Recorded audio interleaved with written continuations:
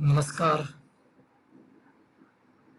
आज आपण ज्ञानेंद्रिये व अहंकार ह्याचे जे आपल्याला अनुभव येतात त्याचा आज जरा विचार करू.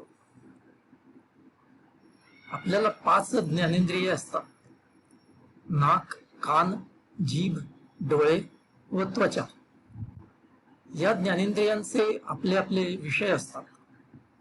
नाकाचा विषय गंध म्हणजे वास, जिभेचा विषय चव, कानांचा विषय आवाज, डोळ्यांचा विषय दृश्य आणि त्वचेचा विषय स्पर्श. आपली पंच ज्ञानेंद्रिये अशा प्रकारे बनवलेली आहेत की त्यांना आपापल्या विषयाचे काही अनुभव आवडतात तर काही आवडत नाहीत.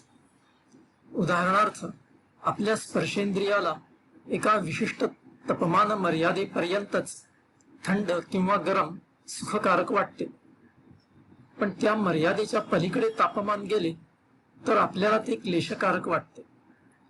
म्हणून आपल्याला नेहमीच ज्ञानेंद्रियांसाठी जे सुखकारक तेच हवे असते. याला विषय वासना म्हणतात. परंतु ज्ञानेंद्रियांना होणारी सुखाची भावना क्षणभंगुर असते. मग जे सुख असे क्षणिक असते त्यासाठी एवढी लालसा का असावी? आपल्या ज्ञानेंद्रियांना जे क्लेशकारक वाटते त्याचा आपण तिरस्कार करतो आणि जर ते अनुभवावे लागले तर आपल्याला राग येतो. पण आपण हे लक्षात ठेवले पाहिजे की राग व तिरस्कार यामुळे मनुष्याचा विनाश होतो. जेव्हा आपल्या मनात ज्ञानेंद्रियांना सुखकारक अशा एखाद्या वस्तूचा विचार येतो तेव्हा आपल्याला त्या वस्तूची इच्छा होते. मग त्या इच्छेचे रूपांतर लालसेत होते. या लालसेमुळे मन उत्तेजित होते आणि आपण ती वस्तू मिळवण्यासाठी कर्म करायला लागतो. पण त्या मार्गात जर काही अडथळे आले तर आपल्याला राग येतो. अहंकाराचे सुद्धा असेच असते. आपली स्तुती ऐकली की आपला अहंकार सुखावतो व आपल्याला आनंद होतो, पण निंदा ऐकली तर अहंकार दुखावतो व आपल्याला राग येतो. त्यामुळे आपल्याला स्तुती हवीशी वाटते व निंदा नको असते. क्रोधित मन त्याचा विवेक आणि सारासार विचार करण्याची कुवत गमावून बसते आणि परिणामतः आपल्याकडून घोडचुका घडतात. अशा प्रकारच्या मानसिक अवस्थेत आपले लक्ष स्थिर न राहता विचलित असते आणि मग आपली स्मरणशक्ती पण आपल्याला दगा देते व आपल्याला बाह्य जगातून मिळणारे ज्ञान आपण साठवून ठेवू शकत नाही. आपली सारासार विचारशक्ती किंवा बुद्धी या बाह्य ज्ञानावर अवलंबून असते, कारण त्या ज्ञानाच्या आधारावरच आपली बुद्धी कार्यकारण संबंध बनविते आणि त्याचा उपयोग भविष्यात निर्णय प्रक्रियेत होतो. क्रोधित मन असेल तर हे सर्व शक्य होत नाही, कारण बुद्धीचा व्यवस्थित विकास होण्यात त्याचा अडथळा होतो आणि मग शेवटी अशा मनुष्याचे जीवन नीट न चालल्यामुळे त्याचा विनाश होतो. म्हणून आपल्या ज्ञानेंद्रियांना व अहंकाराला काय अनुभव येतो याला महत्व देऊ नये, कारण त्यांचा तो स्वभावच असतो.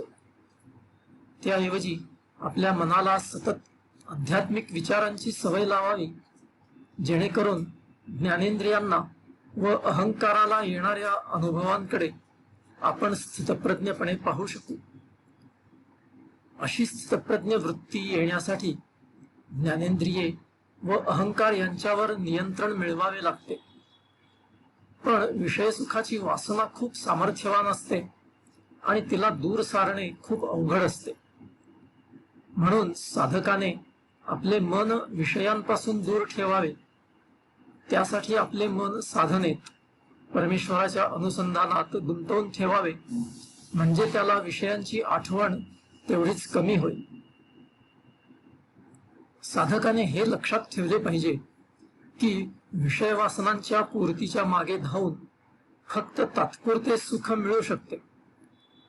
ज्ञानेंद्रियांना येणारे सुखदुःखाचे अनुभव क्षणभंगुर असतात आणि सुखदुःख विषयांमध्ये नसते, तर ती मनाची अवस्था असते. म्हणून त्याने हे समजून घ्यावे की आंतरिक सुख म्हणजेच परमानंद, जे बाह्य वस्तूंवर किंवा विषयांवर अवलंबून नसते, ते आतूनच सदैव स्वतःहूनच असते. एकदा हे आत्मसात झाले की मग साधकाला विषय सुखाचे आकर्षण उरत नाही आणि तो साहजिकच ऐहिक जगापासून दूर राहतो आणि आत्मकेंद्रित होतो. ज्याला हे जमत नाही त्याचे मन सदैव अस्वस्थ चंचल असते. कधी सुख तर कधी दुःख या अनुभवात दोलायमान असते आणि म्हणून त्याला मनःशांती कधीच लाभत नाही. जिभेशिवाय इतर 4 इंद्रियांवर नियंत्रण मिळविणे एक वेळ शक्य आहे, पण जिभेवर नियंत्रण मिळविणे फारच अवघड आहे, कारण जिभेचा संबंध अन्नाशी आहे आणि अन्न म्हणजे तर जीवनच. तरीही साधकाने स्वतःला सतत असे सांगत राहावे की अन्न हे केवळ शरीर रक्षणासाठीच असते, जिभेच्या अवाजवी चोचल्यांसाठी नाही. उगाच छान वास आला म्हणून भूक नसली तरी रस्त्यावरच्या गाडीवरची भजी खायला जाऊ नये. काहीही खायच्या आधी खरोखर भूक लागली आहे का याचा विचार करावा आणि जर भूक असेल तरच खावे.